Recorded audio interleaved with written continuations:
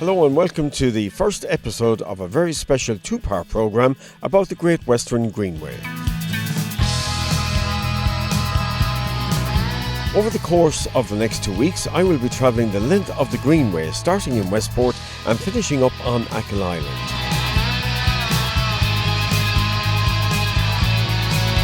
Along the way, I will meet the people who have been impacted most by this outstanding amenity.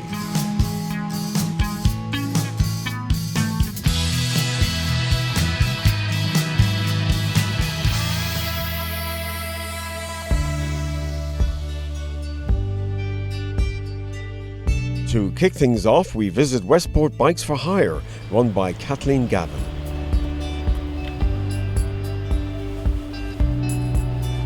Kathleen, when did you set up the business? About over 6 years ago we set it up here, yeah. We had a great interest ourselves in the Greenway and in cycling and all that, so we seen there was a good call for it, so we decided it was a nice thing to do and meet tourists, meet people, and since we've started it up we have met loads of very interesting people from different walks of life and even people that's related to us that we didn't know, so it's lovely.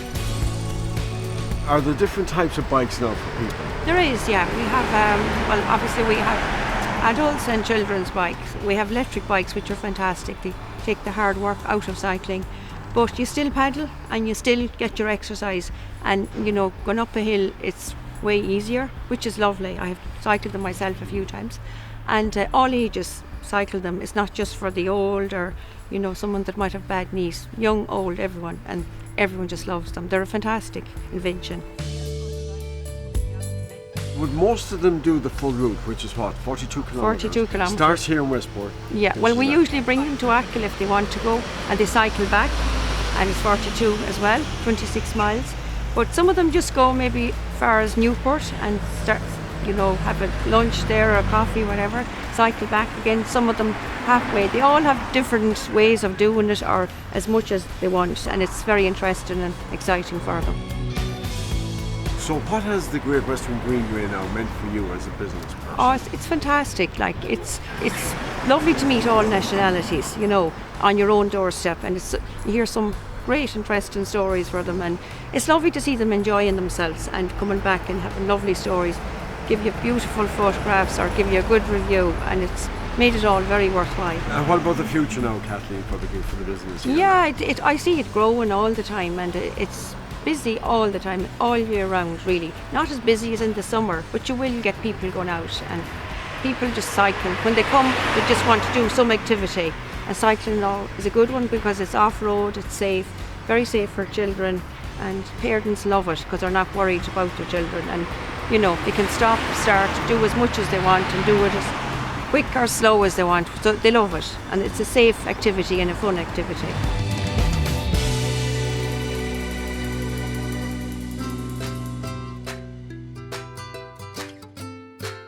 So who are the people that use the Greenway, how do they use it, and what do they know about it? We've driven past it. We went out to Achill Island last year, and we went past and we saw people cycling and the signs and thought, love to try it. Today was finally a nice day, so we're heading to Achill Island again, but we thought we'd stop and spend half a day riding up and down and have a look. We would use it about 3 times a week. Like to go running or cycle it. Beautiful, it's a great facility here in Westport for the whole town, but for visitors as well. It's a big attraction for visitors too. The scenery is beautiful, it's so safe, and it's a great facility. I believe it was a railway line once upon a time, so we're not expecting too many hills. Hopefully. But if you go just one stage, you'll always get a taxi back. You can get your bike put on a car and get it brought back. So it's a great facility.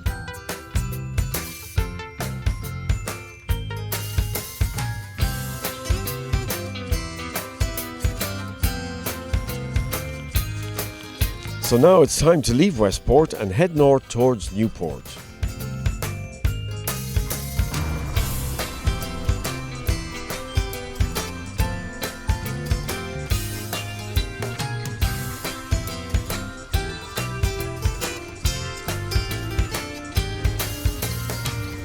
To get a sense of what the Greenway has meant to the town of Newport, I'm going to meet the award-winning butcher Sean Kelly.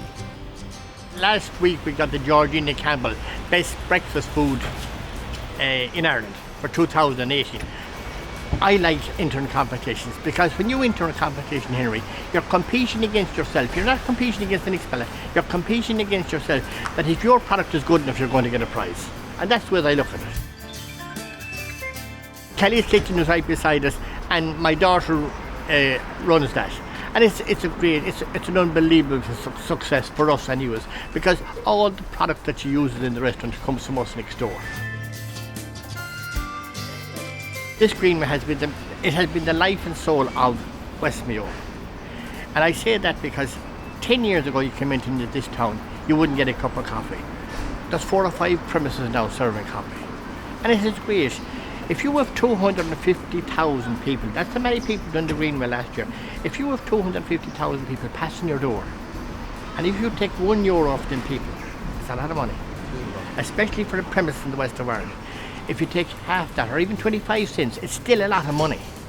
And that's why we've done this. And it is a Greenway pudding, as we call it, but we put seaweed into it. There's 5 different seaweeds, which is very healthy for you, and it's good too. Because a lot of chefs are using seaweed now because it is a healthy option. It's going well for us. Every year, thanks be to God, we're selling more and more pudding and sausages. Another local business that is doing well since the Greenway came to be is Blue Bicycle Tea Rooms, and I caught up with the owner, Frank Chambers, some time ago. We had this premises here and it was sitting there idle for quite a long time. Yeah, quite honest with you, there wasn't a big business to be got out from it. We decided when the Greenway opened, it did bring an influx of people, so we said we'd open it, and from that on it has been very successful as a summer business for us. We basically have tea rooms and we serve all our own food and all our own cooking. So what about the Greenway? What has it done for the local area? It has highlighted Newport in the sense where people might have read about it or looked at it on the map, but they now visit it and they see a lot of the attraction that's in the vicinity of it, such as the mountains and the national park and the different coastal line of the whole Clube area. The money that has been spent on the Greenway and the investment, which is very small and minuscule in national terms, has brought the biggest benefit to the economy and to the people to sustain the area along from Achill to Westport. And certainly all businesses have benefited, and it has lifted all the boats.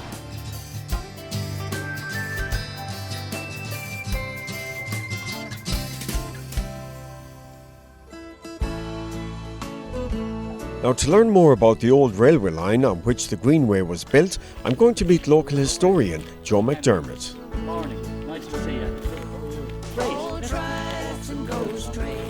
Joe, you have a tremendous history of the whole Great Western Greenway, going back to the start of it. Yeah, indeed, Henry. When I first came to live here and saw the viaduct in Newport, I became fascinated. What's this? And then I discovered that there was this old railway line which ran from Westport through Newport and on out to Achill. And it opened for business in 1894-95. And of course it finally closed down in 1937. So there was a disused line there for many years. Yes, after that it lay disused. Farmers themselves started to use it.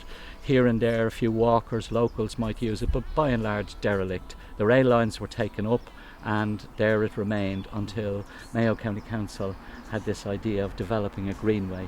Now there are greenways in other countries and they looked at them and saw, this is a very good idea for tourism, and so the greenway developed from that.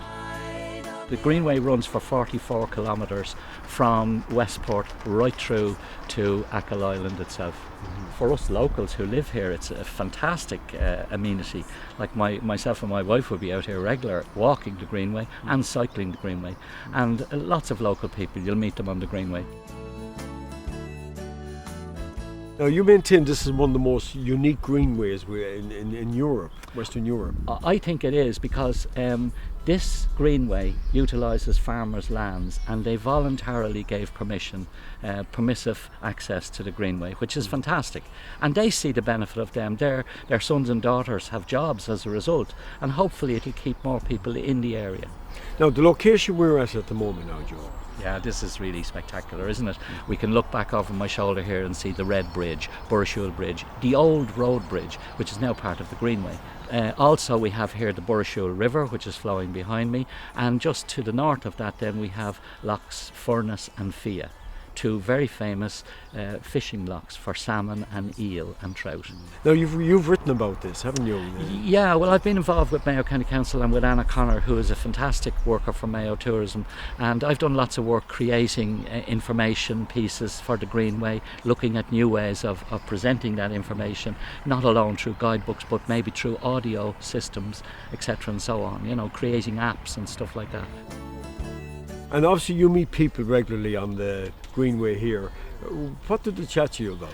Everything and anything, particularly if they think you're local. They want to know what's that and where is this and why is that, and you know, you'll have great conversations. Greenways are very interesting psychologically, I think. They open up the possibility of people walking along and having a chat. This is almost, in a way, a little bit like a pilgrimage. You know, you're on a journey to somewhere. Maybe it's to find yourself, not just the location you're going to, but you can enjoy just the scenery around you. Now we have to take a quick break, but join us again in part 2, where Joe is going to tell us a little bit more about the Greenway.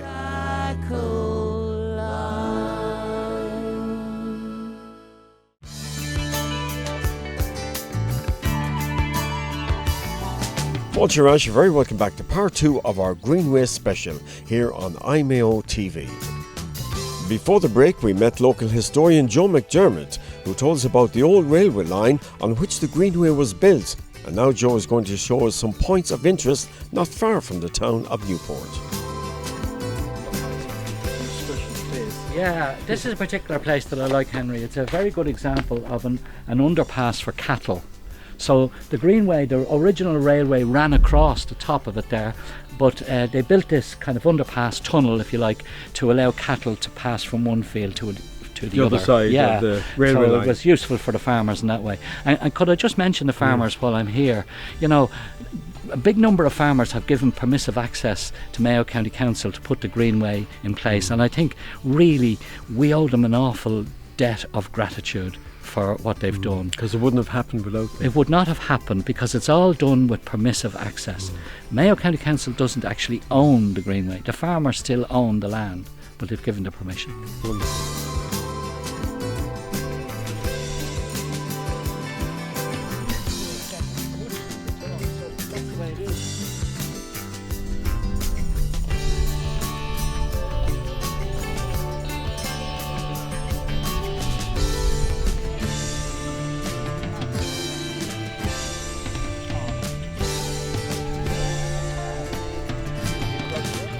So here we are in Dorada, Henry, and this is a very interesting spot because this was a level crossing. There were 16 right of here. these. Right here, the train went across here. Now the interesting thing is that there was a gatekeeper, if you like, for the level crossing. In this house here? In that house, lived in that house there. They were built for each crossing and the person lived there, and their job was to maintain the crossing. And here's the interesting thing about it, Henry. The crossing was closed to road traffic but open to trains. So the 4 or 5 trains a day had an open line, but if you arrived in your car, you had to wait until the keeper came out and opened the gates. Not that there was that much traffic in the 1920s.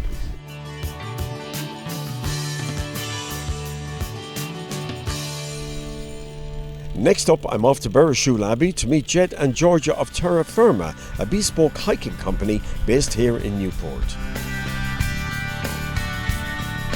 We specialise in small group hiking tours, daytime and nighttime. So a lot of our tours take in the Mayo Dark Sky Park, which we were both involved in, till it got its accreditation in May 2016. We were involved in the research on that, so we spend a lot of time rummaging around after midnight in the dark. So we've got an intimate knowledge of the park. What makes this unique is it's state-owned land, publicly owned land. So there's 15,000 hectares of state-owned land that have been secured as part of the Mayo Dark Sky Park.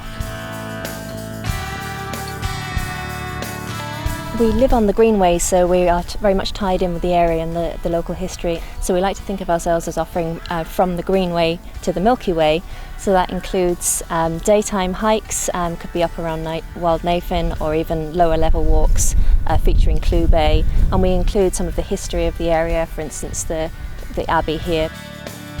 Magic Myth and Moonlight is one of our evening tours where we start off here at the Abbey. We give a walk around here at night, which is really beautiful, where you have the moonlight trickling through the Gothic windows. And then we board on the Starlight Express, which is just behind us here, and we move on up into the Dark Sky Park for a stargazing session. We also have a Dark Sky Safari, and that takes in the different features of the Dark Sky Park and the different sites that you can visit. We cater for low-level stuff for people who just want to get a bit more familiar with the area, right up to full day-long hikes. Trails such as the Bangor Trail, which is that's a full-on day outing, so that would start quite early in the morning. We'd drive around to Bangor Erris, and then we walk back through to the Wild Nathan, Letterkenny, Bothy. And we have the transport, so we can take people on shore to what we call the Celtic Camino walks.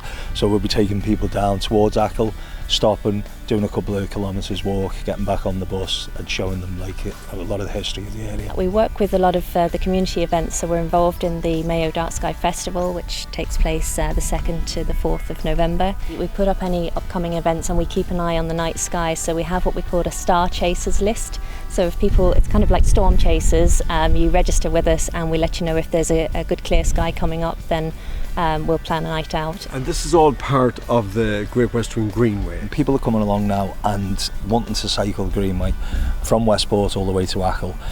Now they need to pass through Newport to do that journey. So people are now starting to come back and look for other things to do in the area. So that's where it's given us, a boost in our business, because people are coming back. They've seen the Greenway. We're at the gateway to Clew Bay, we're at the gateway to the Wild Atlantic Way, we're right on the doorstep of Wild Nathan. So people are really intrigued by the area and they want to come back and find out a lot more about it. Another aspect of Terra Firma's tours is the storytelling and magic provided by Shanachie Dan O'Donoghue. Jed and Georgia have kindly lined him up for a quick demonstration of his talents at the Bothy in Letterkenny. Okay, Henry, I have some cigarette paper. I'll tell you about that in a moment. But I see you're wearing a ring. Could I possibly borrow it? Or even better still, I won't even touch it. Could you place it inside the box for me? And I'll stand up for this because I want to see this myself. Could you put the lid on top, Henry? Thanks so much. Now, that's perfect. I have a very important question for you. Would you like to have a last look? Yeah, great. It's great to see the brass ring back in fashion. I haven't seen that for quite a while. Henry, just to keep everything safe and secure. Safe and secure. I'll protect it with a flame, and should anything go wrong, I'll give you a consolation prize. A beautiful pen I got in the bank today for free. It comes with its own sink stopper. This is to remind you, Henry, where your money is in the bank, if you didn't know already. Now all we do is balance the cigarette paper on the chain, something like this. Watch the paper. Do do do do do do do do. 3, 2, 1. Feel the ring, Henry. Tell me, is it hot? No? No. Well, it was when you bought it. Okay. I'll take it one more time, Henry, if I can, and try to literally pour it through the flame. Gone. Gone like a pussycat at a Doberman convention. Not over here, not over there, but back where we started. Seems impossible, Henry. Sorry, Henry, do you have another ring I can borrow? No, I'm only kidding, Henry. It's actually hiding over here. There you go. And that's the mystery. Very good, well done. Cheers, thanks, Henry. With the Wild Nathan Wilderness being such a vast area for outdoor enthusiasts to walk, hike and explore, I was curious to find out more about how it is run. So I'm going to have a chat with National Parks and Wildlife Divisional Manager Dennis Strong. Our Department of Cultural Heritage and the Gaeltacht has been involved with local landowners to develop the National Park here. More recently, we're working with Quilsha. Quilsha owned 10,600 acres of what was in effect commercial forest, but it's a vast area, and a lot of that area is still intact in terms of its naturalness. And that, combined with the National Park lands, we'll have in excess of 11,500 hectares, which is a landscape of scale that you don't get everywhere in the country. In fact, it's quite unique. And aside from that, one of our key objectives is to try and make it more accessible to tourists. So people who are coming to the area, to Newport, to Mulranny, to Bangor, the whole hinterland, will be able to come here for outdoor recreation. It's unique, as I said, the scale of it is really unparalleled in the country. So as you can go for a couple of hours cycle or walk, you'll disappear off mobile phone signal in here, so you don't want to be getting lost. And if you want to, you can stay over. And our intention for this site will be wild camping, overnight facilities. Mayo has led the way, in particular Mayo County Council, on the development of the Greenway. And I think that Mayo has been identified for all the right reasons for its wild and natural remote areas that people want to go exploring. A lot of this county is so unexplored, and it has so much to offer. People arrive into Newport and if they cycle the Greenway, they want to know what else they can do in the area. And if you go into the local tourist shop, you'll get a map called Wild Nathan, and that should take you out here to the gravel tracks and the trails. At the moment you have the two main, highways through the site, to call them that. You have the Bangor Trail, which predates the N59 road. That was an old drovers trail that linked Bangor village and the very north end of the mountain range down to Newport here in the south. It's 27 kilometres of mountainous trail that you can only do by foot. And then on the east side of the mountain we have the Western Way, which is Western Way is a waymarked route as well. So you can start from Newport and follow the Western Way and go right through some 50 kilometres into Ballycastle on the north coast. And we will be developing more loop walks in the site as time goes on. People don't come to this part of Mayo for the weather. If you want weather, you go to Portugal and Spain. But what we have here is unique, and I know it'll be a success. There will be facilities for shorter walks. If at the old Bothy building down here at the car park, we'll have interpretation material in there. So if somebody wants to do a short walk or a short, 2 or 3 hours, he can do that as well. But to go right through the site, there'll be real challenges there for people who want to do that, and that's what's unique about Wild Nathan. Well, that's all we've time for this week, I'm afraid. But join us again next week at the same time as we discover more about the Great Western Greenway. I look forward to your company. So until then, slán go fóill.